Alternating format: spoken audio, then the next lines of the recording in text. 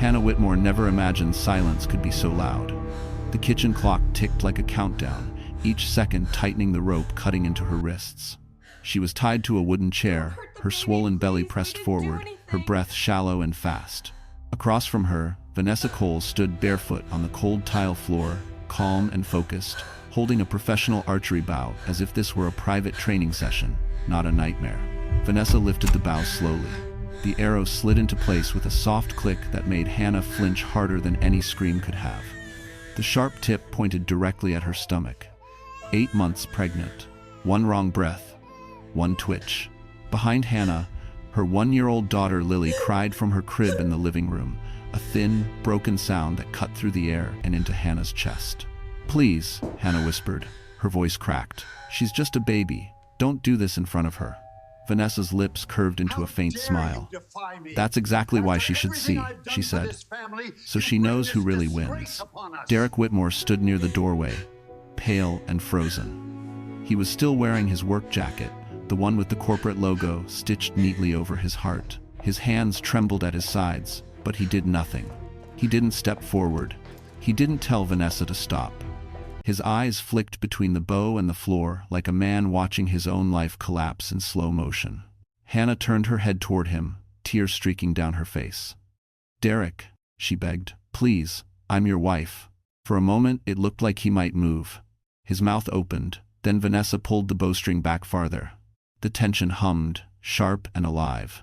"Say one word," Vanessa warned him. "And I let go." Derek closed his mouth. The silence that followed was worse than a scream. Hannah's arms burned. Her back ached. The baby kicked inside her, a sudden movement that made her gasp. Vanessa noticed and laughed softly, almost lovingly, as if admiring a perfect shot. "You see," Vanessa said, her voice low, "this was never about love. It's about space, and there's only room for one woman in his life." Lily's cries grew weaker, hoarse from fear. Hannah felt something break inside her, a deep, final crack where hope used to live. She lowered her head, pressing her chin to her chest, trying to shield her unborn child with her own body. That was when the doorbell rang. The sound was ordinary, simple, completely out of place. Vanessa stiffened. Derek looked up, startled. Hannah raised her head slowly, her heart pounding as the doorbell rang again, louder this time, steady and unafraid. Someone was at the door. No one inside the house knew yet that this knock would end everything they thought they controlled. Outside, a man waited, patient and certain, carrying truths sharpened by time. For Hannah, it was the first sound of rescue, justice, and survival finally arriving home. The doorbell echoed again, but no one moved. Hannah's heart slammed against her ribs as Vanessa lowered the bow an inch, irritation flashing across her face. Derek took one step back, as if distance could save him from what was coming. Hannah's wrists throbbed, the rope biting deeper each time she shifted, and her legs shook from holding herself upright for so long. Her mind drifted, uninvited, to how she had ended up here. 2 years earlier, she had believed in ordinary happiness. Derek had been attentive then, bringing coffee in the mornings, holding her hand during doctor visits, promising stability. She sold her car after Lily was born because Derek said it was unnecessary. He insisted on managing the money, saying it reduced stress. Hannah agreed, trusting him, trusting marriage. When she became pregnant again, the tone of the house changed. Derek started staying late in Manhattan, claiming meetings and deadlines. He guarded his phone, took calls in the bathroom, locked his laptop with a new password. Hannah noticed everything.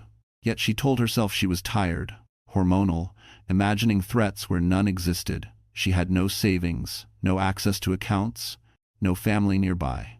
Silence felt safer than confrontation. Vanessa entered their lives slowly, like a stain spreading under clean water.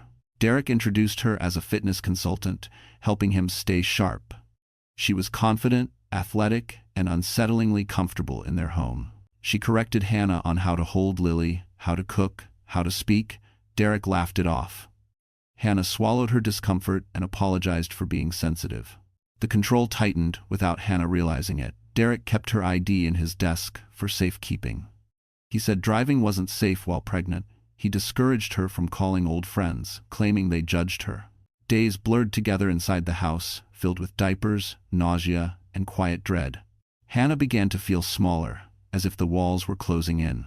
Now those walls felt real. Vanessa stepped closer, the bow still raised, her shadow stretching across Hannah's belly. "You never fought for your place," Vanessa said calmly. "You just waited to be replaced." Hannah tried to steady her breathing. Lily's cries had faded into soft hiccups, exhausted and afraid. The baby inside her shifted again, and Hannah whispered a promise she wasn't sure she could keep. She would protect them. Somehow. The doorbell rang a third time. Firm. Deliberate. Vanessa's confidence wavered. She glanced at Derek, who looked as trapped as Hannah felt. Sweat darkened his collar. He shook his head slightly, a silent plea to make it stop. Hannah watched him then. Really watched him. And understood the truth. He had already chosen himself. He always would. Vanessa lowered the bow completely and turned toward the front door, irritation replacing cruelty. "Stay," she ordered Derek. "If you move, this ends badly." Hannah closed her eyes as footsteps approached the door. The lock clicked. Cold air rushed in. A man's voice filled the house, low and steady, carrying authority without volume. "I'm here to see my daughter," the voice said, "and my grandchildren." Hannah's eyes flew open. Her breath caught. She knew that voice from childhood memories and unanswered questions. Tears spilled freely as realization hit her with stunning force. The worst night of her life had just collided with a past she thought was gone forever. Outside, distant sirens began to rise, blending with the wind, promising consequences. Inside, Hannah felt fear mix with fragile hope. Whatever waited beyond this doorway, her suffering was no longer invisible, and the balance of power had finally shifted that night now. Samuel Whitmore stepped into the house like a man who already owned the truth. His gray coat hung heavy with rain, and his eyes moved from the bow to the ropes to Hannah's face without surprise. Vanessa froze, her fingers tightening around the bow as if instinct could save her. Derek backed away until his shoulders hit the wall. Samuel spoke again, his voice calm, practiced, and final. "Put it down," he said. Vanessa laughed sharply, but the sound lacked confidence. "You don't belong here," she snapped. Samuel stepped closer, ignoring her completely. He knelt in front of Hannah, careful not to touch her, his gaze softening for the first time. "I'm sorry it took me so long," he said quietly. Hannah shook, tears blurring everything. Memories flooded back, a man leaving in the night, unanswered letters, silence that hardened into grief. She had believed he abandoned her. Now he was here. Vanessa lifted the bow again, panic breaking through her control. "You think you can scare me?" she said. Samuel stood slowly, his body blocking Hannah without hesitation. "I don't need to scare you," he replied. "I need to end this." He reached into his coat and placed a folder on the table. Inside were documents, photographs, and recorded timelines. Evidence of Derek's affair, Vanessa's violent history, and illegal financial transfers. Derek made a sound like a wounded animal. "You ruined everything," he whispered. Samuel turned to him then, his expression cold. "You did," he corrected. Sirens wailed closer now. Vanessa lunged, desperate, but Samuel caught the bow and twisted it from her grip. The arrow clattered harmlessly across the floor. Police voices shouted outside. Vanessa collapsed to her knees, screaming. Derek slid down the wall. Empty. Samuel cut Hannah's ropes himself. She fell forward into his arms, sobbing. For the first time in years, she felt protected. As officers rushed in, Samuel held her steady. The nightmare was not over, but the balance had changed forever. Hannah heard Lily crying again, alive and close. Samuel nodded toward the sound, grounding her. "She's safe now," he said. Paramedics moved through the doorway, calm and efficient, a blanket wrapped around Hannah's shoulders. Vanessa was cuffed, still shouting excuses no one believed. Derek could not meet Hannah's eyes. Samuel leaned down and spoke softly to his daughter. "This ends tonight," he promised. Hannah looked at him, fear and relief colliding inside her. She realized then that survival was not the same as justice. Justice was finally walking through her door. Outside, red and blue lights washed the house in color. Neighbors gathered, whispers spreading fast. Hannah held her belly and stood taller than she had in months. Pain remained, but power returned. She watched Vanessa taken away, screaming her name with hate. Hannah did not answer. She had nothing left to prove. Samuel placed a steady hand on her back. Behind the chaos, a future waited, uncertain but hers. Hannah took a slow breath and stepped forward into the light. The night that nearly destroyed her had failed. What followed would be harder, louder, and public, but she would not face it alone again. For the first time, the truth stood beside her. And the people who hurt her were finally afraid. As the door closed behind the police, Hannah knew the story had only begun. This house would never hold her fear again, only consequences. Somewhere deep inside, strength unfolded quietly, ready for what came next. Justice had a face now, and it was watching everything. Nothing would stop it. Morning came without mercy. Hannah woke in a hospital room that smelled of antiseptic and rain-soaked coats. Her wrists were bruised purple, her throat raw from crying, and her stomach ached with fear every time the baby moved. Lily slept in a crib beside the bed, cheeks flushed, thumb in her mouth. Sirens were gone, but the noise inside Hannah's head would not stop. Samuel sat in the corner chair, hands folded, eyes open, despite the sleepless night. He had answered questions from police, doctors, and social workers without once raising his voice. To them, he was calm and cooperative. To Hannah, he was a stranger, carrying familiar sorrow.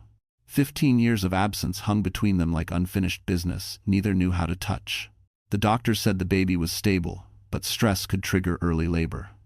Hannah nodded and pretended to understand, though her hands shook beneath the blanket. Everything now felt fragile. Her marriage, her safety, her future. Derek had not come to the hospital. No texts, no calls. Only a message through an officer saying he had hired a lawyer. That knowledge hurt more than the ropes ever had. Derek was already protecting himself. Hannah realized she had never truly known the man she married. Samuel watched her face carefully, reading each shift of emotion. When she finally spoke, her voice was steady. She asked why he left, why he never came back, why everything had been so hard. Samuel did not answer right away. He stood and walked to the window, watching rain streak down the glass. Then he told her about a federal investigation, about being framed by a partner, about threats that followed him home. Leaving was the only way to keep Hannah safe. He had watched from a distance, always waiting. Hannah wanted to scream at him, to blame him for every lonely night and every compromise she had made. Instead, she cried quietly while Lily slept. Samuel apologized without excuses. He did not ask for forgiveness. He only asked for a chance to help now. For the first time, Hannah believed him. Outside the room, lawyers began moving pieces Hannah could not yet see. Samuel made calls, names dropped, connections activated. Derek's company placed him on immediate leave pending investigation. Vanessa's arrest spread through corporate circles like wildfire. By afternoon, Hannah's name was no longer whispered with pity, but with attention. A nurse returned with discharge papers and warnings. Hannah would need rest, support, stability. She almost laughed at the word. Stability had been a lie for years. As she signed the forms, she felt something shift. The victim label no longer fit. She was angry now, and anger gave her strength. That evening, as the sun fell behind the city, Samuel promised her protection, legal and personal. Hannah listened, holding Lily, feeling the baby kick again. This time she did not flinch. What happened in that house would not define her ending. It would define her beginning. Across town, Derek sat alone in a rented office, staring at his phone as messages went unanswered. Vanessa's name dominated the news, her past exposed in brutal detail. He finally understood how small he was without Hannah absorbing the damage. Power had shifted, quietly but completely. While he planned defenses, Hannah planned survival. And survival, she sensed, would soon turn into something far more dangerous for everyone who underestimated her resolve. The coming days would strip lies bare, test loyalties, and force every player to choose a side, whether ready or not, as consequences gathered momentum, with no path left for retreat anywhere. The next morning, Hannah returned to the house she once called home, escorted by a police officer and a social worker. The rooms felt smaller, stripped of warmth, as if fear had soaked into the walls. Yellow evidence tape crossed the kitchen doorway where the chair still lay overturned. Hannah's legs trembled, but she walked forward anyway, Lily secured against her chest. Every object carried weight. The couch where Derek once slept during arguments, the table where she signed birthday cards alone, the hallway mirror where she barely recognized herself anymore. This house had trained her to shrink. Now it watched her reclaim space. The officer explained the process in a steady voice. Personal items only, no confrontations. Derek was not allowed within 500 feet. Hannah nodded, absorbing instructions while her mind raced ahead. She was no longer reacting. She was choosing. Upstairs, she opened the bedroom closet and saw how little had ever been hers. 2 dresses, 1 pair of shoes, documents missing, her passport gone, her fingers curled into fists. Control had been quiet, deliberate, invisible, until it wasn't. The social worker spoke gently about emergency housing, assistance programs, temporary protection orders. Hannah listened, then surprised herself by declining. She had options now, real ones. She had a father who showed up. She had proof. She had leverage. Downstairs, a knock echoed through the house. Hannah froze, instinct flaring. The officer answered. 2 men in suits stood outside, polite but firm. Corporate investigators. Derek's company crest shone on their folders. They asked questions about Vanessa, about Derek's finances, about unusual transfers. Hannah answered carefully, truthfully, every word precise. As they left, Hannah understood something important. Derek had not just betrayed her. He had exposed himself. Ambition without loyalty collapses quickly. Power borrowed never lasts. Later that afternoon, Hannah sat in the empty living room while Samuel spoke with her attorney on speakerphone. Asset freezes. Internal reviews. Vanessa's charges expanding. The words sounded unreal, yet satisfying. For the first time, consequences were moving faster than fear. Lily babbled, tugging at Hannah's shirt. Hannah kissed her head and felt a quiet resolve settle deep inside.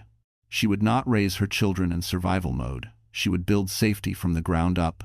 That night, they left the house for good. Hannah paused at the doorway, looking back once. She did not cry. She did not curse. She simply closed the door and handed the keys to the officer.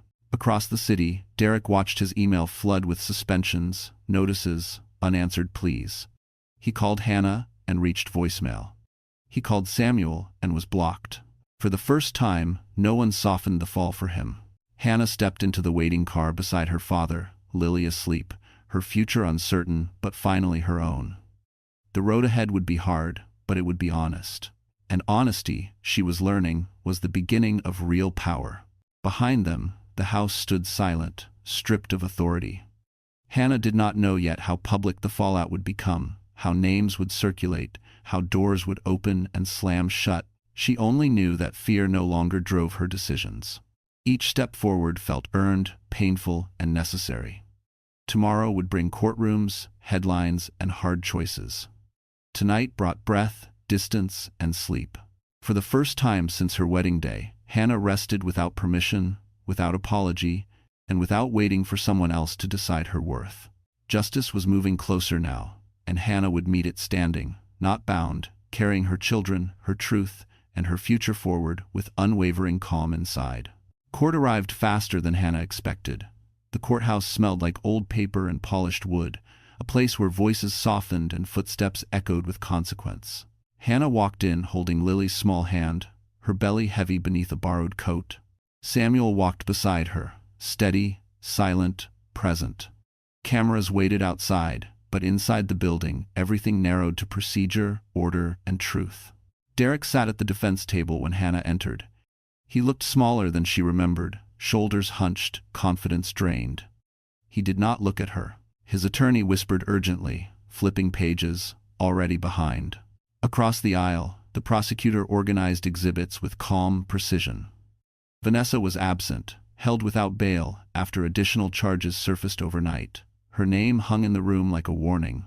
When Hannah was sworn in, her voice shook only once. She told the story slowly. The isolation, the missing documents, the night with the bow. Lily's cries, Derek's silence, each detail landed with weight. The judge listened, without interruption, eyes sharp, pen still. Samuel watched from the gallery, fists clenched, pride and regret crossing his face. Derek's attorney tried to suggest exaggeration, stress, misunderstanding. Hannah did not react. She answered clearly, simply, refusing to be baited. Evidence followed her words: text messages, financial records, photographs of bruises, a recorded voicemail where Derek admitted he couldn't control Vanessa anymore. The courtroom shifted. Doubt evaporated. By noon, the temporary orders were issued. Full protection for Hannah and her children. Exclusive use of funds pending review.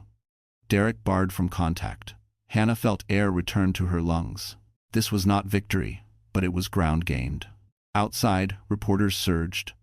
Samuel shielded Hannah without touching her, letting her choose her distance. She said nothing. Silence was power now. Across the street, Derek watched the scene unravel, his phone vibrating with alerts he did not open.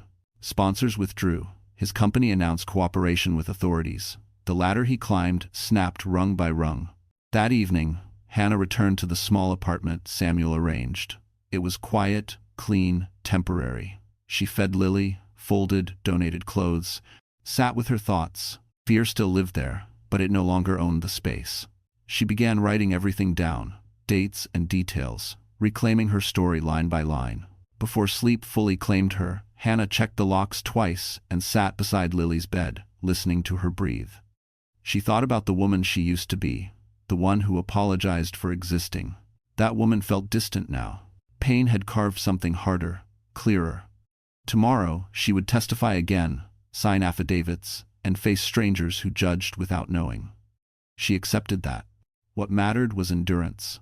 Justice was not loud vengeance, it was persistence. It was staying upright when history tried to bend her. Hannah turned off the light, resolved to continue, certain that every step forward narrowed the distance between survival and freedom. Morning would arrive, and she would meet it unafraid. The media storm broke the next morning. Hannah woke to dozens of missed calls she did not answer. Headlines spread fast, painting fragments of her life into spectacle. Samuel advised restraint, reminding her that silence still served her. She focused on routine instead, packing Lily's bag, drinking water, breathing through the baby's movements. By mid-morning, their attorney arrived with new information. Derek's company had terminated him effective immediately, citing gross misconduct and reputational harm. His access to accounts was revoked, his benefits frozen, his professional network evaporating in real time. Hannah listened quietly, feeling neither joy nor pity, only distance. Vanessa's situation worsened as well. Investigators uncovered prior complaints buried by settlements, training facilities that ignored safety violations, and messages revealing obsession and intent. Prosecutors added charges, eliminating any chance of early release. For the first time, Hannah felt the threat receding, replaced by accountability with teeth. In the afternoon, Hannah met with a therapist recommended by the court. The office was warm, the voice patient. She spoke about control disguised as care, about fear taught slowly, about shame that kept her quiet. Saying it aloud loosened something inside her chest. Healing felt possible, not promised, but reachable. Samuel spent the day coordinating logistics, never hovering, always asking permission. He arranged childcare support, prenatal care, and a secure schedule for court dates. Hannah noticed the difference between protection and possession. It mattered. Trust grew carefully, like a bridge rebuilt plank by plank. That evening, a knock came at the apartment door. Hannah froze, then steadied herself. It was Ethan Moore, the attorney handling her civil claims, carrying files and a calm presence. He spoke plainly, explaining options, risks, and timelines without pressure. He listened more than he talked. Hannah appreciated that. They reviewed evidence together. Financial records showed Derek's hidden transfers. Witness statements confirmed intimidation. Ethan outlined a strategy that prioritized safety, custody, and long-term stability. Hannah signed nothing yet. Choice belonged to her now, and she intended to use it deliberately.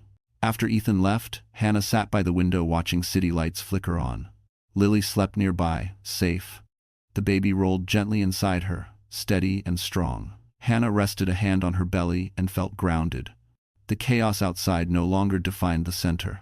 Across town, Derek packed boxes in silence, eviction imminent, friends unreachable. He replayed moments he dismissed, warnings he ignored. Regret arrived late and useless. Consequences did not negotiate. Hannah closed the curtains and turned toward tomorrow. Court would continue, stories would evolve, But the arc was set. She was no longer surviving someone else's choices, she was shaping her own. That realization, quiet and firm, carried her into sleep with resolve, knowing the next chapter would demand courage, and she had learned how to provide it. Night settled deeper, but Hannah remained awake, listening. She cataloged sounds, the hum of traffic, the refrigerator click, Lily's breath. Safety required awareness now. She planned practical steps, appointments, passwords, childcare, savings, small decisions built control. Samuel knocked softly, offering tea, respecting distance. Hannah accepted, grateful. They talked quietly about boundaries, timelines, and rest. He promised consistency, not rescue. That mattered. When he left, Hannah wrote a list for morning: steady hands, clear mind. Fear still whispered, but it no longer commanded. Tomorrow would test her again. Yet she trusted preparation. With the list complete, Hannah lay back, breathing evenly, choosing hope without illusions, strength without noise, and patience as her shield. Sleep arrived slowly, earned through resolve, faith, and the promise of safer days ahead, for her, her children, and the life she reclaimed. The next hearing was different. The courtroom was fuller, tension thicker, every seat occupied by attorneys, observers, and quiet curiosity. Hannah entered composed, wearing a simple navy dress that made her feel grounded. Samuel stayed in the back row this time, giving her space. Ethan stood beside her, calm, prepared, unshaken. The judge reviewed new filings with measured patience. Derek's former company submitted internal reports confirming misuse of funds and violations of conduct policies. The words were clinical, but their impact was sharp. Derek's name appeared repeatedly, attached to failures that could no longer be blamed on anyone else. Hannah listened without looking at him. Vanessa was brought in under guard, wrists cuffed, expressions stripped of arrogance. For the first time, she looked small. Her attorney argued diminished capacity, emotional distress, shared responsibility. The judge listened, unimpressed. Evidence countered every claim. Training certifications, past complaints, threatening messages. Intent became undeniable. When Hannah was called again, she stood straight. She spoke about fear, yes, but also about choice. She explained how silence had been taught to her, rewarded, and enforced. She described the moment she realized survival required truth. Her voice did not break. That steadiness shifted the room. The judge issued expanded orders before lunch. Vanessa was denied bail permanently. Derek's assets were placed under court supervision. Custody provisions favored Hannah fully, with supervised visitation only upon evaluation. Each ruling landed like a door closing behind her, sealing danger out. Outside, reporters pushed closer. Hannah answered one question only. She said, "I want my children safe, and I want accountability." Then she walked away. The statement echoed louder than anything else she could have offered. That afternoon, Ethan outlined the civil case path. Compensation was possible, but more importantly, so was precedent. Hannah nodded. She cared less about money than certainty. Stability mattered. Safety mattered. Truth mattered. At home, Hannah found a package waiting. Inside were copies of documents Samuel had safeguarded for years. Her birth certificate, a small savings bond, letters never sent, proof of care expressed quietly. She cried, not from pain, but release. Across the city, Derek met with creditors, reality closing in. Friends avoided him. His reflection looked unfamiliar. He realized too late that control without respect isolates absolutely.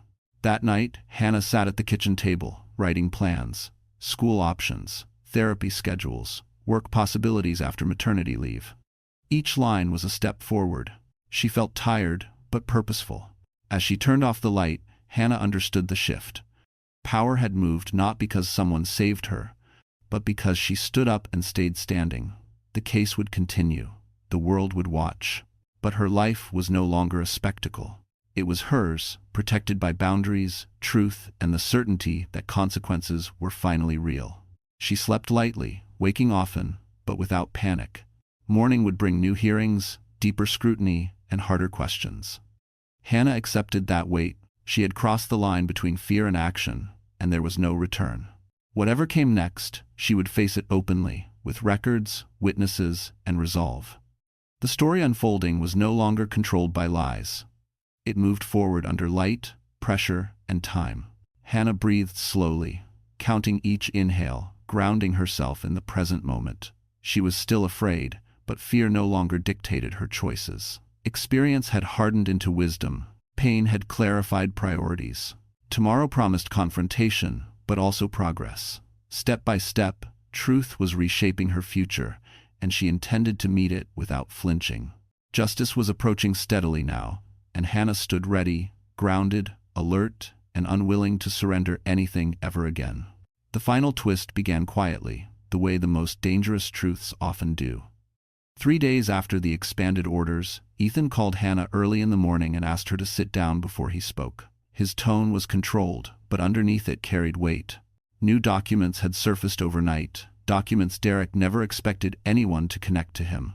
They showed that Derek had not simply hidden money. He had knowingly signed off on falsified safety reports tied to Vanessa's training facilities, reports that allowed her to continue working despite multiple violent incidents.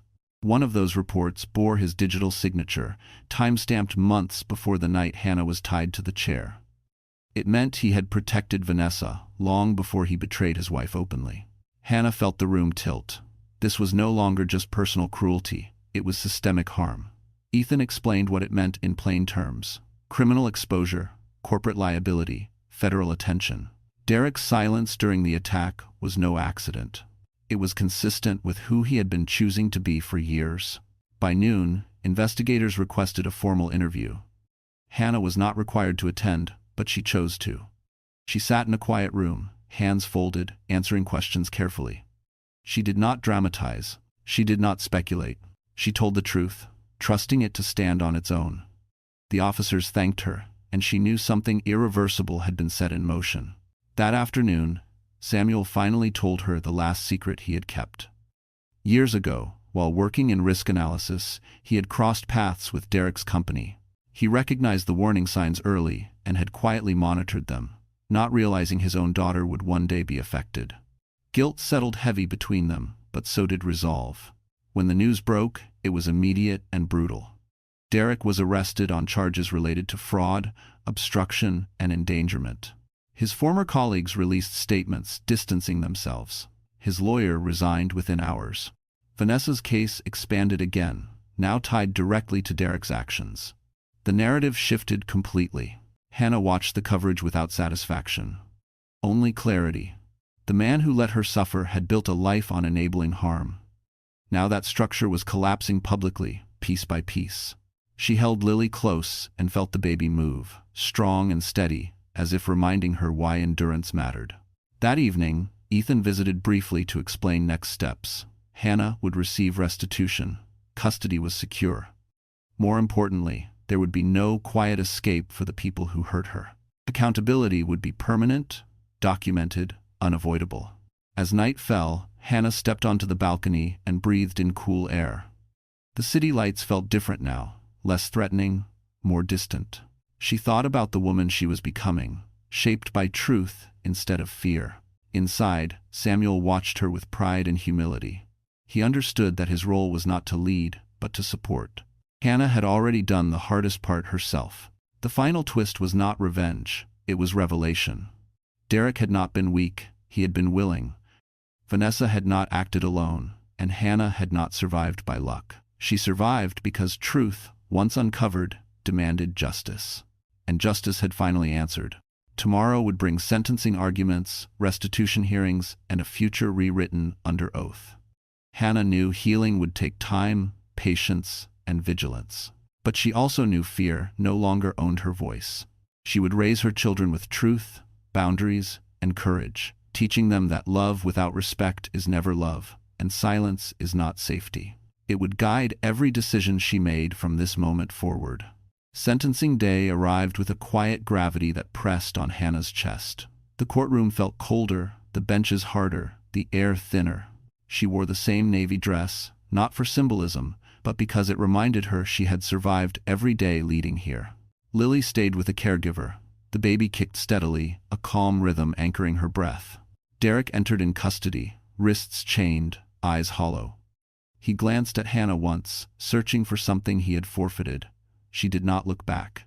Vanessa followed, escorted, her confidence gone, jaw tight with disbelief. The judge reviewed the record patiently, outlining choices, warnings ignored, harm multiplied. Each sentence stripped excuses away. Victim statements were invited. Hannah stood. She spoke about nights without sleep, about learning fear in increments, about the moment silence stopped protecting anyone. She did not insult, she did not threaten, she asked for accountability and distance. Her voice stayed level, and that steadiness carried weight. The rulings followed. Vanessa received a lengthy sentence for aggravated assault, unlawful restraint, and coercion. Programs were mandated, privileges revoked. Derek was sentenced for fraud, conspiracy, and endangerment, his time compounded by leadership responsibility. Restitution was ordered. Assets were seized. Contact was prohibited indefinitely. The gavel struck, final and unyielding. Hannah exhaled, not in triumph, but release. Justice had a shape now, defined by dates and orders, not fear. Outside, the crowd murmured, cameras lifted. Hannah declined comment and kept walking. Weeks later, life reorganized quietly.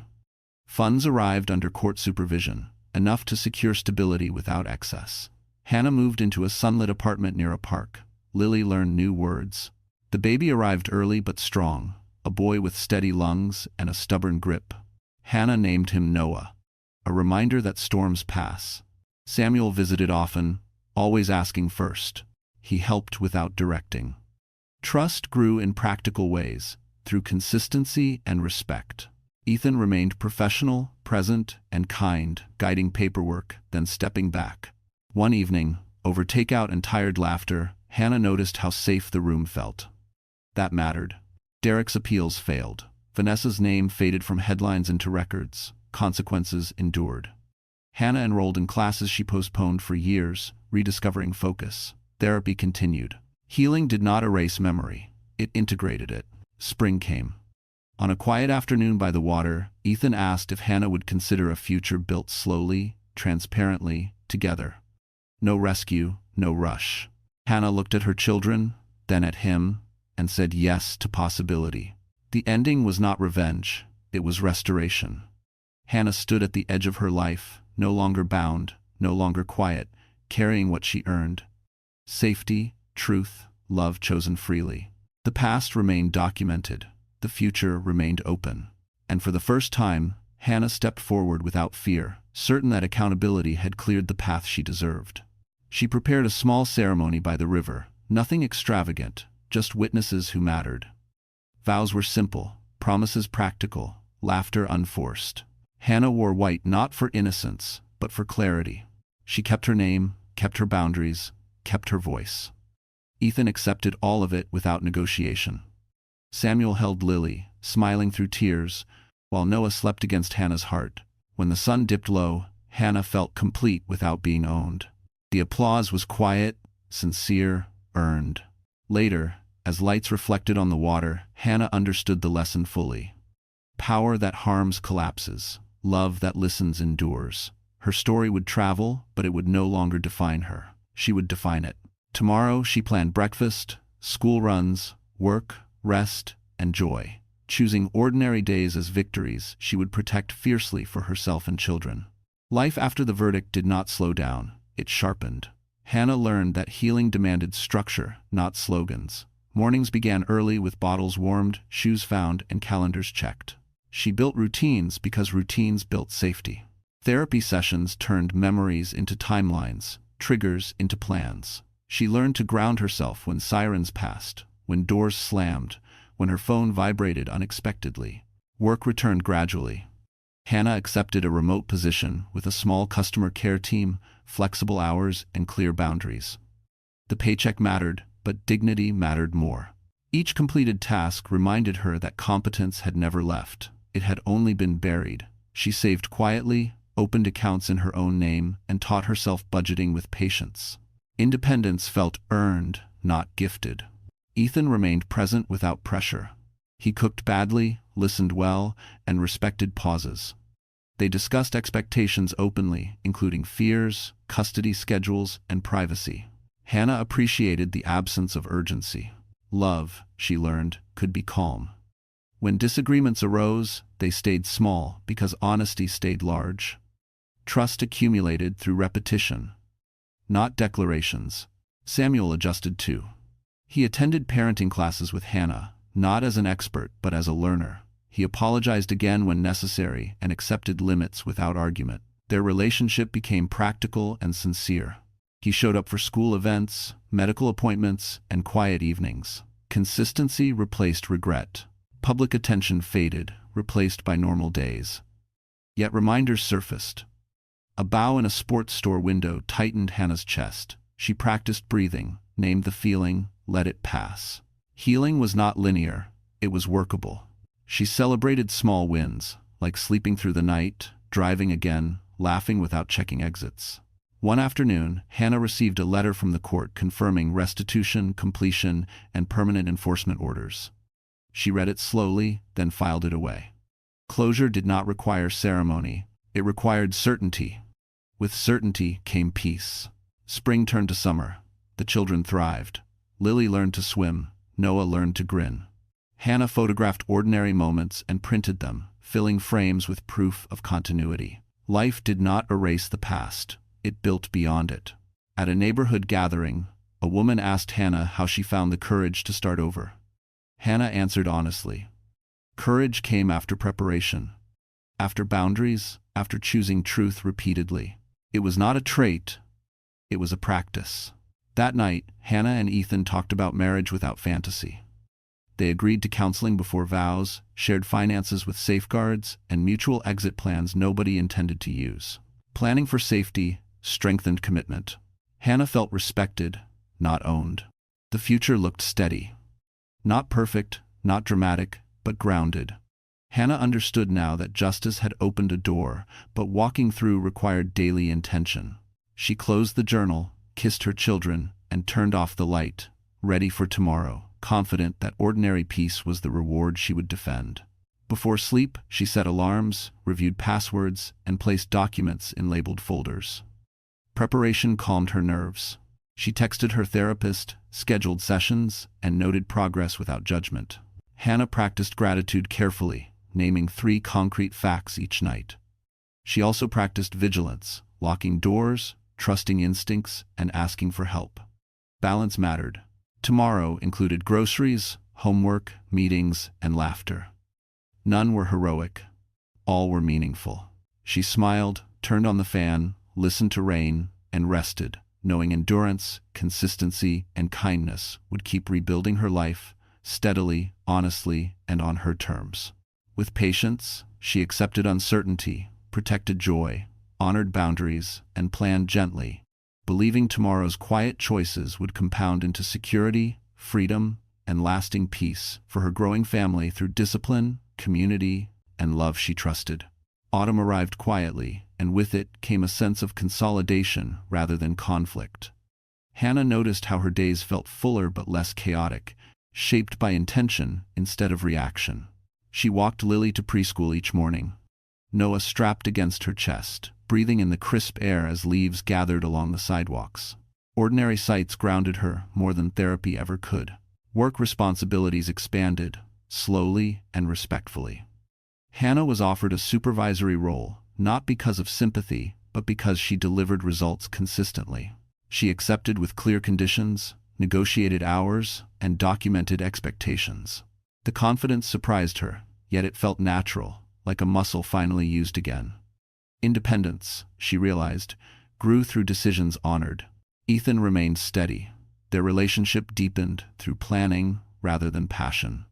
They attended counseling, discussed finances openly, and agreed on legal protections before romance. Some friends found it unromantic. Hannah found it freeing. Love that protected autonomy felt safer than promises whispered in the dark. Samuel downsized his life to remain close. He bought a modest apartment nearby and resisted directing Hannah's choices. When disagreements arose, they addressed them calmly. Repair mattered more than pride. The children benefited from consistency, from adults who modeled accountability instead of avoidance. One afternoon, Hannah received an invitation to speak at a community workshop about financial safety and coercive control. Her first instinct was refusal. Visibility once meant danger. After reflection, she agreed, setting boundaries and security measures. On the day of the talk, she spoke plainly, without drama, focusing on practical signs and resources. The response was quiet, grateful, and profound. Afterward, a woman approached her, eyes wet, holding a notebook filled with questions. Hannah listened, offered resources, and did not promise rescue. Empowerment, she had learned, respected agency. Walking home, she felt a measured pride. Her past had become a tool, not a wound. Legal matters continued in the background. Appeals were denied. Records sealed where appropriate. Hannah followed updates without obsession. Closure meant knowing, not reliving. She stored documents digitally and physically, prepared but not consumed. As winter approached, Hannah planned deliberately. She increased savings, updated wills, and confirmed guardianship plans.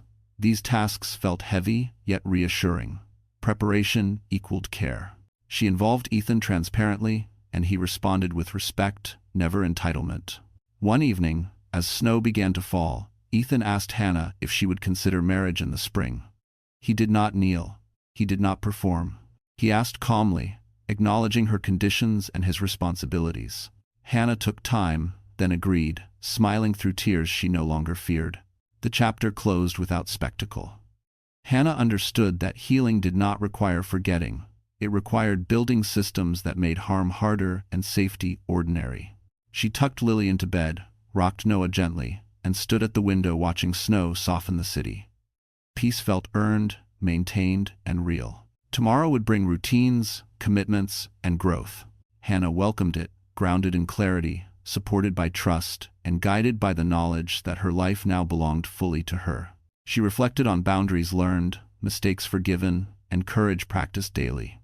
Each lesson reshaped how she loved, worked, and rested. Hannah accepted that fear might revisit, but preparation would answer it. She committed to vigilance without paranoia, openness without naivety. Community mattered, so did joy. With winter settling, she planned holidays simply, valuing presence over perfection. The future no longer terrified her. It challenged her. And she was ready to meet it, patiently, honestly, and with gratitude. These choices defined her days, strengthened her family, honored her survival, and promised a life guided by intention and lasting personal peace. Winter moved towards spring with quiet determination, and Hannah felt the shift inside herself first. The wedding plans stayed modest by choice, a courthouse date, and a small gathering by the river afterward. No spectacle, no announcements, no compromises. She wanted vows that sounded like agreements, not escapes. Preparation became a language of love. Hannah and Ethan finalized a prenuptial agreement designed for fairness, transparency, and exit with dignity if ever needed. They discussed triggers, boundaries, and communication protocols. They practiced apologies and repair. Trust, Hannah learned, was built with tools. The children adjusted easily. Lily adored Ethan's patience and routines. Noah slept best against Hannah's shoulder, calm and observant. Samuel attended rehearsals without stepping into decisions, offering help only when asked. Respect replaced guilt. Presence replaced regret. A week before the ceremony, a final motion landed on Hannah's desk. Derek's remaining appeals were denied with prejudice. The order cited leadership, culpability, and enduring harm. Hannah read the ruling once, then closed the file. She did not feel relief as fireworks. She felt relief as quiet. On the morning of the ceremony, rain threatened but held back. Hannah dressed simply, hair pinned, shoes practical. She carried documents in a leather folder, because preparedness steadied her nerves. At the river, chairs faced water reflecting pale light. Friends arrived softly, bringing warmth without questions. Ethan waited without pacing. When Hannah approached, he smiled, not possessive, not triumphant, just present. The officiant spoke briefly about partnership and consent. Hannah and Ethan read vows they had written together, promising clarity, patience, and repair. They promised to protect autonomy and to choose truth, even when uncomfortable. Applause was gentle. Lily clapped proudly. Noah slept through it all. Samuel wiped his eyes and laughed at himself. Photographs captured ordinary joy, unpolished and real. Later, as food was shared and laughter settled, Hannah noticed a lightness she had not known before. Not the absence of responsibility, but the absence of fear. She could plan tomorrow without calculating escape routes. She could love without shrinking. That evening, Hannah returned home with her family, changed clothes, and tucked the children into bed. She placed the leather folder on a shelf, not as a shield, but as a reminder. Safety and love could coexist. Before sleep, Hannah wrote a final note in her journal. Justice had closed a chapter. Choice had opened another. She turned off the lamp and rested, knowing the ending was not dramatic revenge, but durable peace, earned daily, protected fiercely, and shared willingly with those who listened. Morning followed with ordinary tasks and deliberate calm. Hannah prepared breakfast, packed bags, checked schedules, and kissed foreheads. She noticed confidence in her posture, an ease earned through repetition. Emails waited, meetings scheduled, bills planned, and savings tracked. Each action affirmed agency. She drove the children to the park, watched them play, and felt present without scanning for danger. Later, she reviewed goals for the year: certifications, promotions, travel, therapy milestones, and community volunteering. She set boundaries on social media, limited interviews, and chose privacy. In the afternoon, she met Ethan to discuss guardianship documents and emergency plans, appreciating how responsibility deepened affection. Samuel visited briefly, bringing soup and leaving promptly, honoring space. As dusk settled, Hannah wrote reminders on the fridge, labeled folders, and prepared lunches. None of it felt small. It felt foundational. With night approaching, she breathed steadily, grateful for systems, people, and choices aligned with safety. Tomorrow promised work, play, and rest. Hannah welcomed all three, confident that stability, once fragile, now stood reinforced by intention, evidence, and love, practiced daily with patience always intact. Public attention returned briefly when the annual industry gala released its guest list, and Hannah's name appeared beside Ethan's. She hesitated, then chose to attend. Not to perform, but to close a circle. The venue overlooked the river, glass and light reflecting a city that had once felt hostile. Security was discreet, professional, sufficient. Hannah arrived early, grounding herself with slow breaths. She wore a simple dress, comfortable shoes, and carried nothing she did not need. Ethan stayed at her side without hovering. Samuel arrived later, greeting people politely, declining interviews, protecting boundaries without drama. Inside, conversations flowed about projects and forecasts. Hannah listened, contributed when invited, and excused herself when needed. She noticed how different the room felt when she trusted her own exits. Confidence changed the physics of space. A ripple moved through the crowd when a screen near the stage displayed compliance updates. The host acknowledged recent reforms, accountability, and survivor protections. Names were not repeated, but everyone understood. Hannah felt the weight lift, not as vindication, but as recognition. Midway through the evening, a former colleague approached to apologize for believing rumors and staying silent. Hannah accepted the apology without absolution. Accountability mattered, so did growth. They spoke briefly, then parted with clarity. Later, Ethan introduced Hannah to partners who valued transparency. Opportunities emerged organically, consulting roles aligned with her skills and schedule. She took notes, not promises. Choice remained hers. As the program ended, applause filled the hall. Hannah stepped outside onto the terrace, cool air steadying her. She looked over the water and felt a quiet pride. She had returned on her terms. Across the city, records updated and audits concluded. Consequences remained active, unglamorous, effective. Hannah did not need to watch them unfold to trust they would. On the drive home, Lily asked why people clapped. Hannah answered simply, because work was done. Noah slept, fingers curled. Ethan smiled, understanding the meaning beneath the words. At home, Hannah hung her coat, placed her shoes neatly, and wrote a short list for tomorrow. Routines anchored joy. She texted her therapist, scheduled follow-ups, and closed the calendar. Before bed, she reflected on power reclaimed without spectacle. Boundaries held, truth endured, community learned. She turned off the light, knowing that presence, preparation, and patience had transformed fear into freedom. Morning would come with lunches, emails, and playtime. Hannah welcomed it. The circle had closed, not with applause, but with quiet certainty that her life now moved forward, unowned, unafraid, and deeply her own. She planned the week ahead with care, confirming childcare, deadlines, and meals, then set aside an hour for rest without guilt. Stability required maintenance. She reviewed emergency contacts, updated passwords, and tested the locks once, not twice. Vigilance stayed measured. Later, she read to Lily, answered Noah's soft cries, and laughed when bathwater splashed the floor. Joy returned in practical forms. Before sleep, Hannah wrote 3 truths she would carry. Listen to signals, protect time, ask for help. She promised herself to keep choosing clarity over comfort.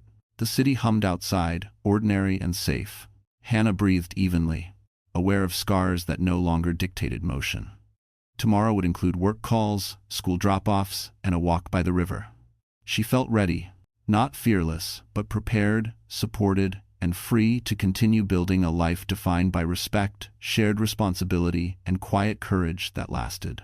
It would grow through habits, friendships, learning, service, patience, and love, sustained by boundaries, evidence, and memory, guiding choices forward, protecting children, honoring truth, and preserving peace daily with intention, accountability, resilience, humility, and compassion for the future. Time did not rush Hannah anymore. It assembled itself around her choices. Weeks after the gala, she focused on consolidation, not celebration.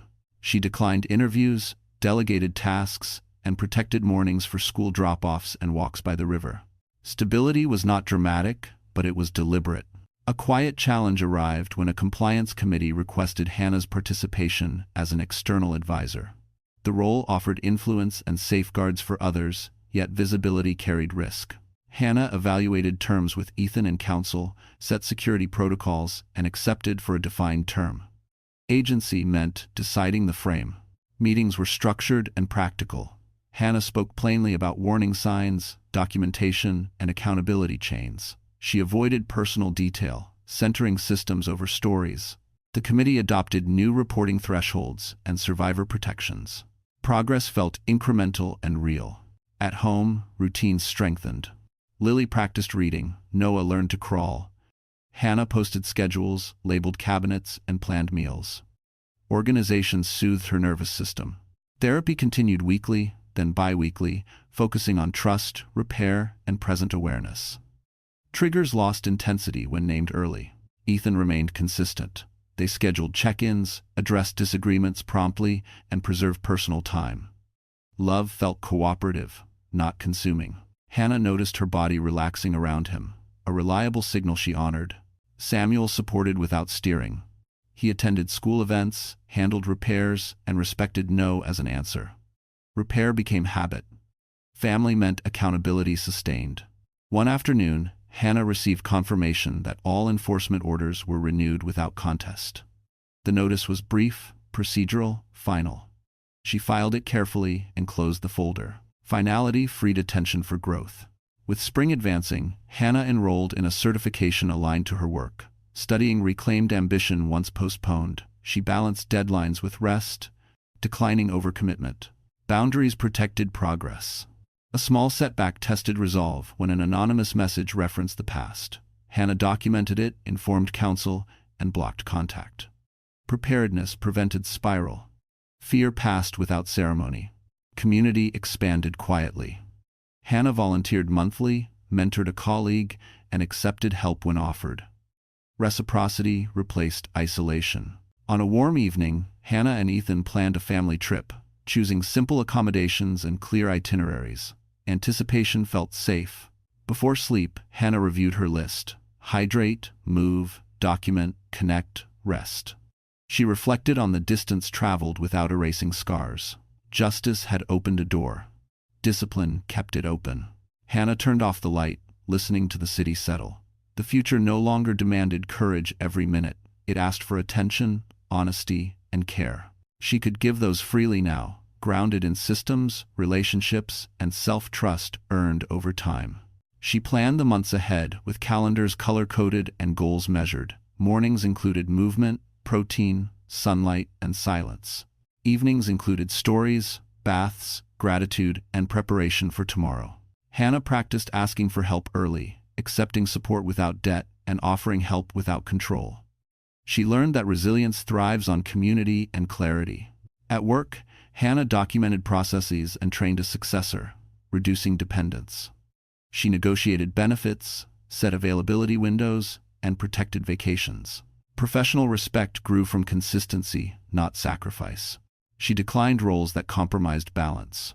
When memories surfaced unexpectedly, Hannah paused, named them, and returned to the present. She trusted her skills and records.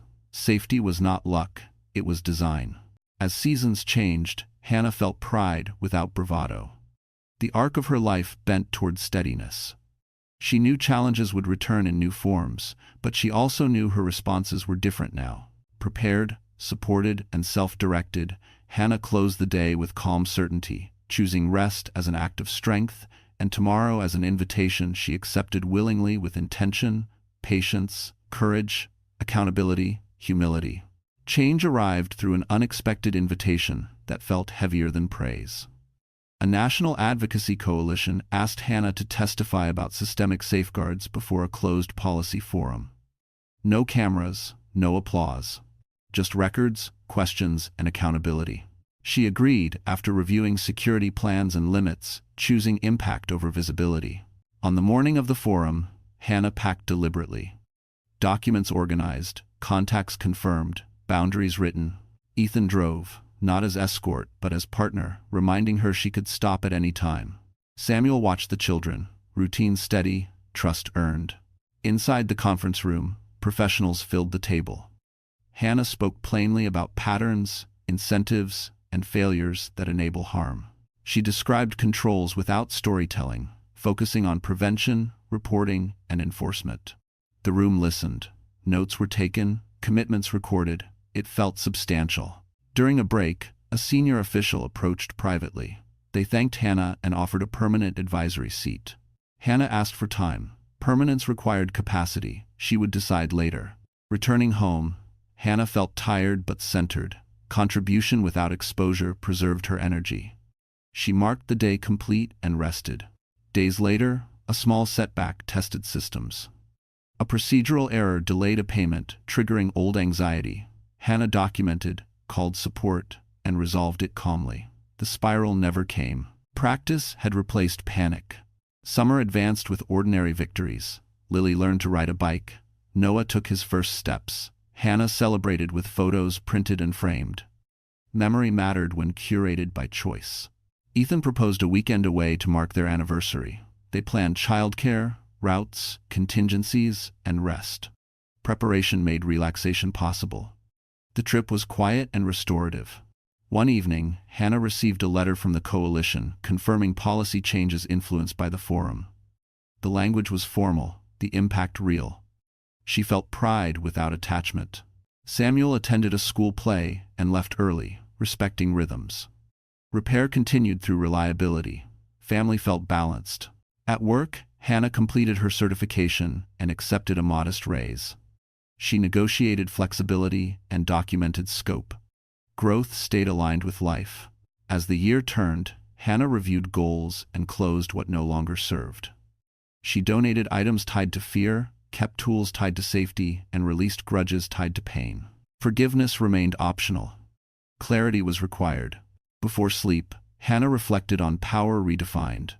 Not dominance, not spectacle. Power meant choice, preparation, and care. She turned off the light, confident that whatever came next would meet systems she built and people she trusted, steady and unafraid. She paused to acknowledge grief without letting it lead. Loss still existed, but it no longer commanded direction. Hannah practiced naming emotions, choosing responses, and documenting outcomes. Each habit reinforced autonomy. She scheduled rest as seriously as meetings and protected weekends for family and nature. These practices compounded. In the following weeks, Hannah accepted the advisory seat with conditions: term limits, compensation, transparency, and survivor input. The coalition agreed. She prepared agendas and metrics, insisting on measurable change. Progress followed, incremental and verifiable. A letter arrived from a woman Hannah had helped months earlier, now safe and employed. The note was brief, sincere, and transformative. Hannah cried softly, then filed it with gratitude. On a quiet night, Hannah stood by the window and reviewed the arc behind her. Survival had become stewardship. Fear had become information. She chose to continue building, knowing peace was not passive. It was maintained by clarity, courage, and care, practiced daily together. Tomorrow would bring ordinary challenges, but Hannah trusted her systems. She closed the curtains, checked the doors, breathed evenly, and rested, ready to meet the future with steady resolve and earned calm. For her growing family, the year turned quietly, and Hannah noticed how anticipation no longer felt like fear. Plans formed with margins, buffers, and consent. She prepared for change the way she prepared for mornings, with lists and patience.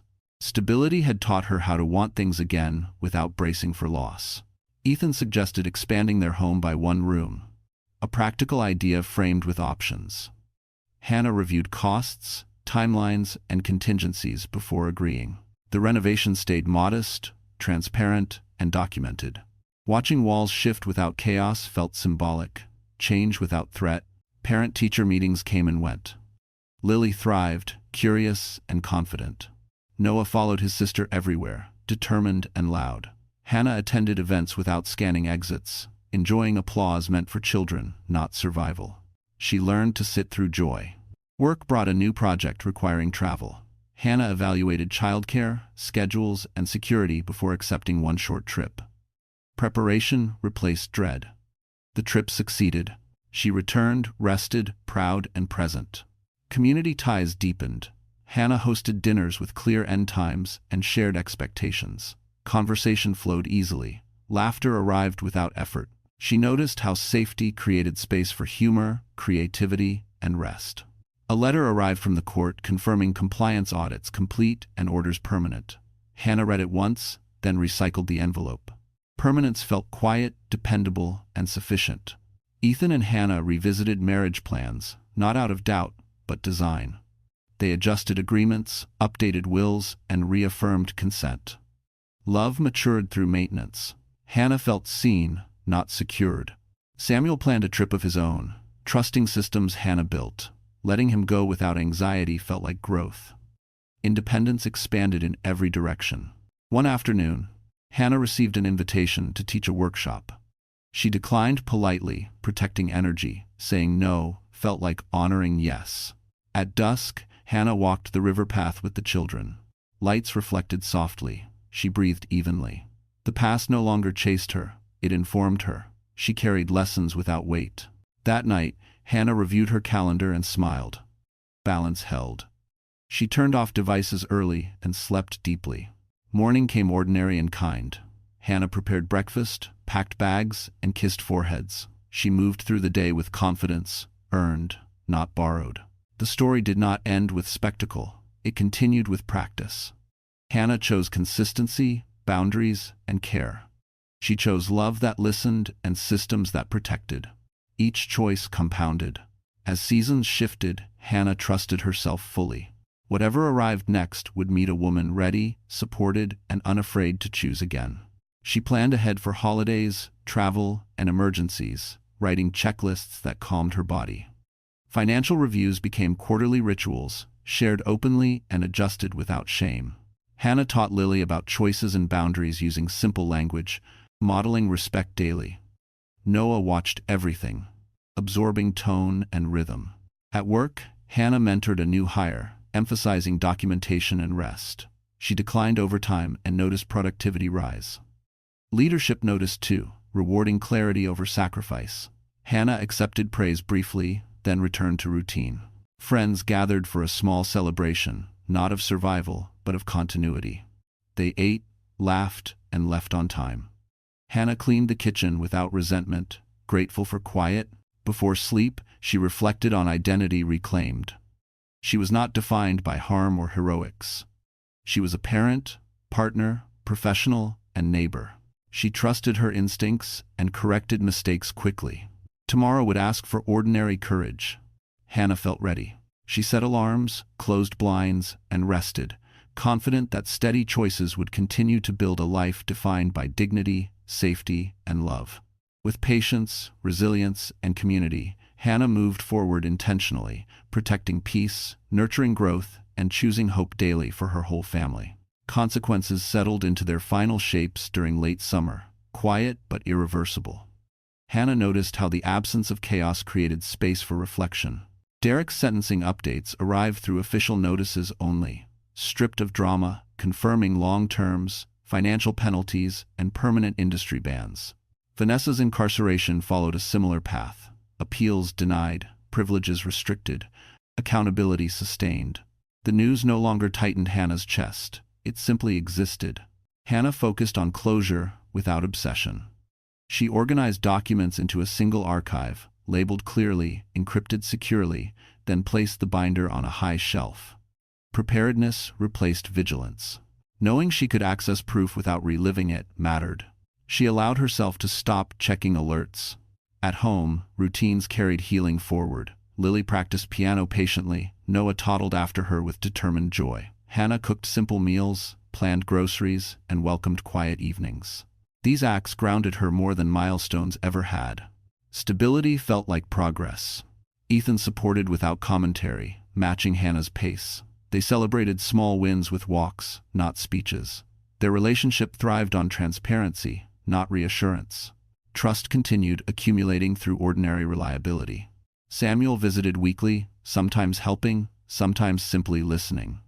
He respected Hannah's leadership in her own life. Repair remained ongoing, sincere, and unforced.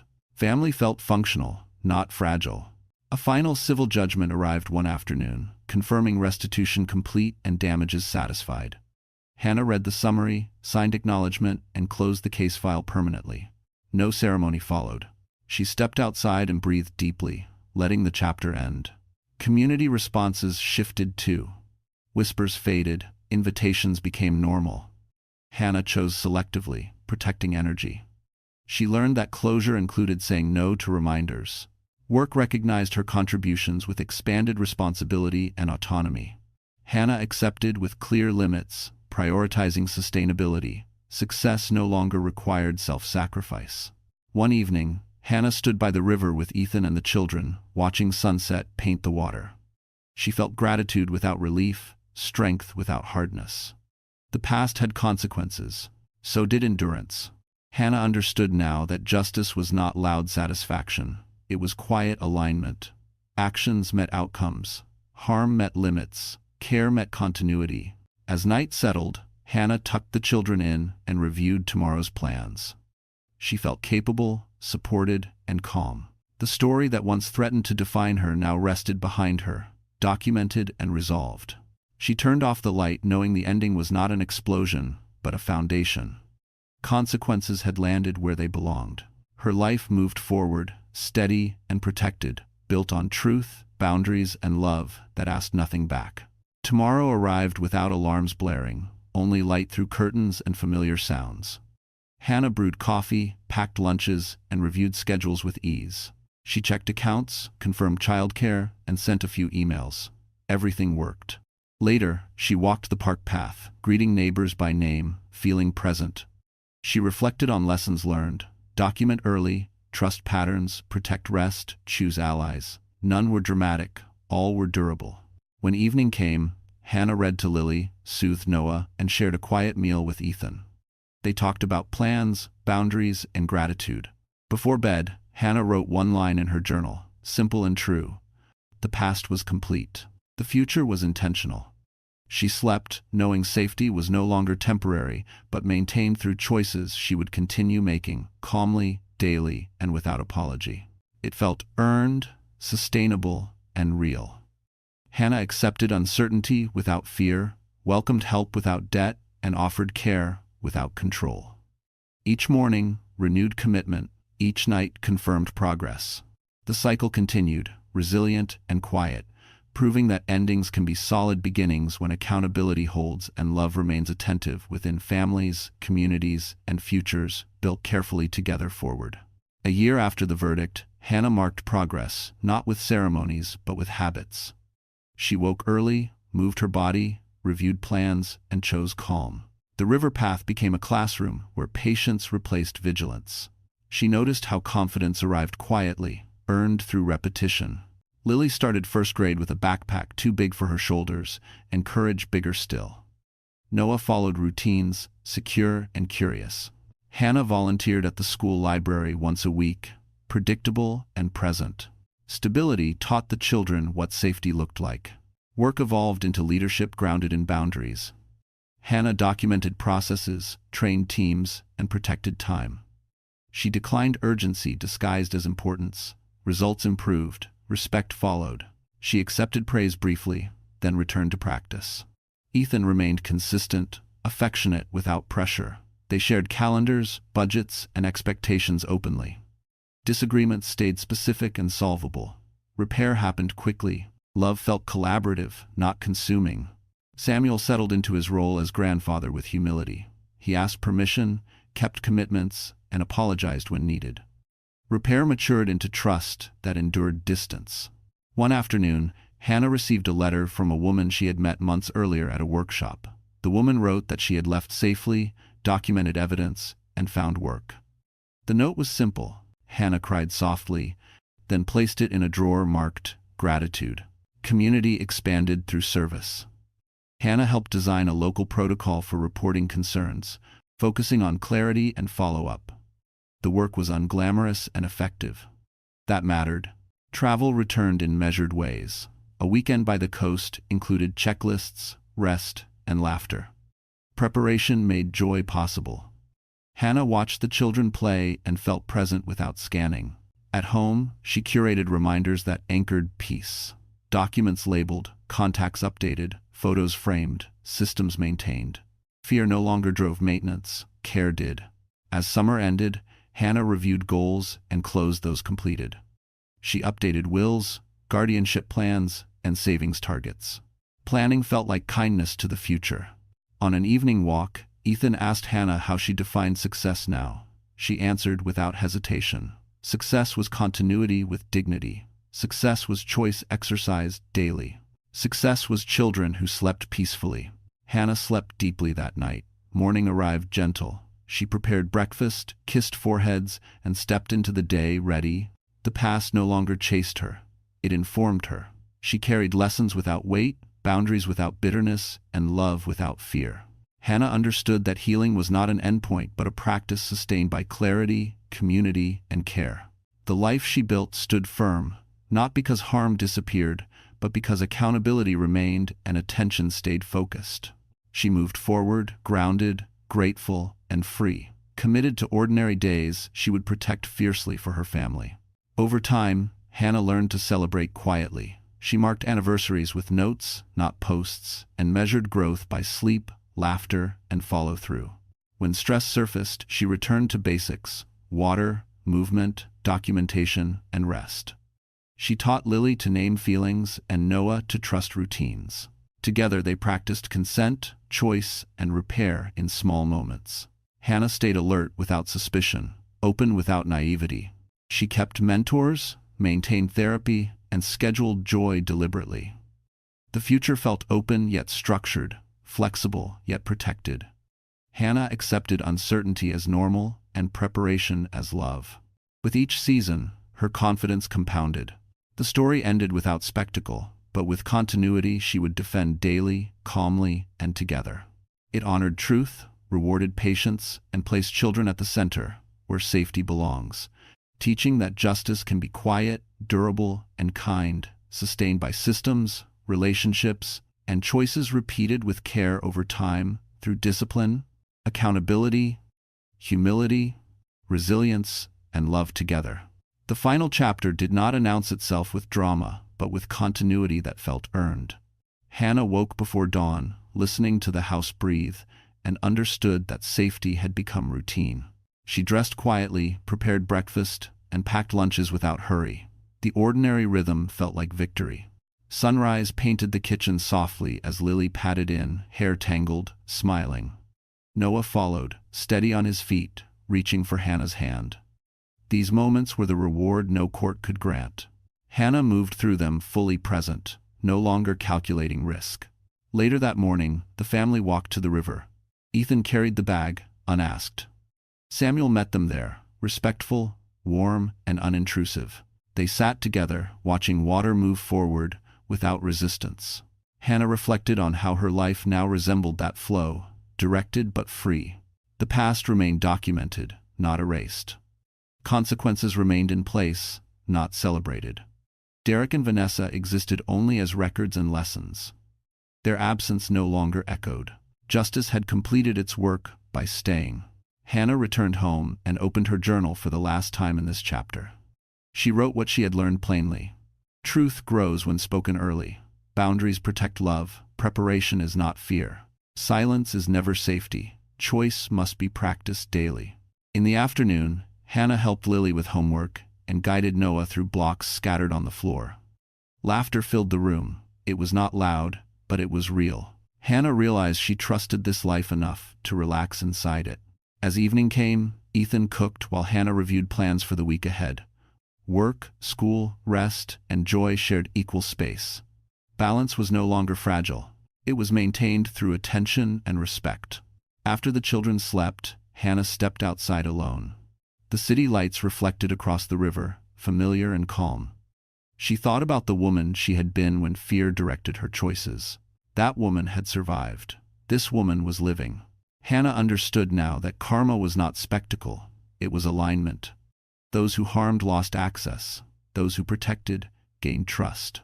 She had received what could be earned: safety, dignity, partnership, and peace. When she returned inside, Hannah locked the door once, turned off the lights, and rested. Tomorrow would bring ordinary challenges and ordinary joy. She welcomed both. The story ended without vengeance, but with fulfillment that satisfied deeply. Hannah closed her eyes knowing she had protected her children, honored truth, and chosen love without surrender. That was enough.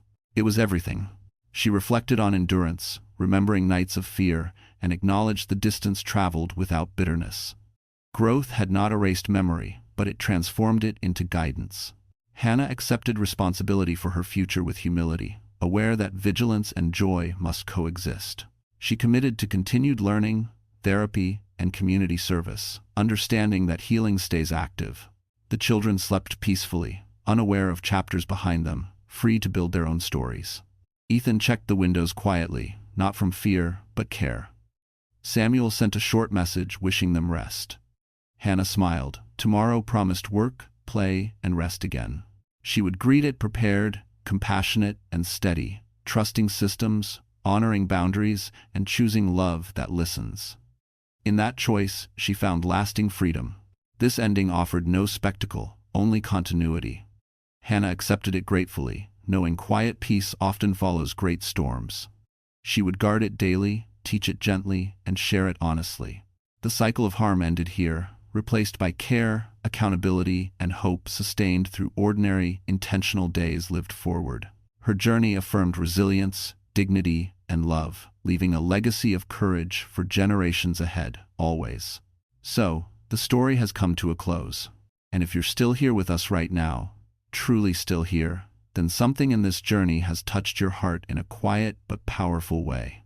What this story teaches us is not about revenge or dramatic victories. It's about alignment, about how life slowly, inevitably, corrects itself when we choose truth, boundaries, and self-respect. The Stoics believed this deeply. Marcus Aurelius wrote, "You have power over your mind, not outside events. Realize this, and you will find strength." Healing doesn't arrive as noise, it arrives as clarity. Another Stoic truth says, "The best revenge is not to be like your enemy." And that's exactly what we witnessed. When someone stops begging for fairness and starts living with integrity, consequences take care of themselves. Pain becomes information. Fear becomes preparation. And silence is replaced with choice. If this story resonated with you, maybe it's because you're rebuilding too. Maybe you're learning that peace is something you maintain, not something you wait for. And that's okay, you're not behind. You're becoming. If this message spoke to you, please like the video, share it with someone who might need it, and subscribe to the channel. Your support helps these stories reach the hearts that are still searching for light. Thank you for being here.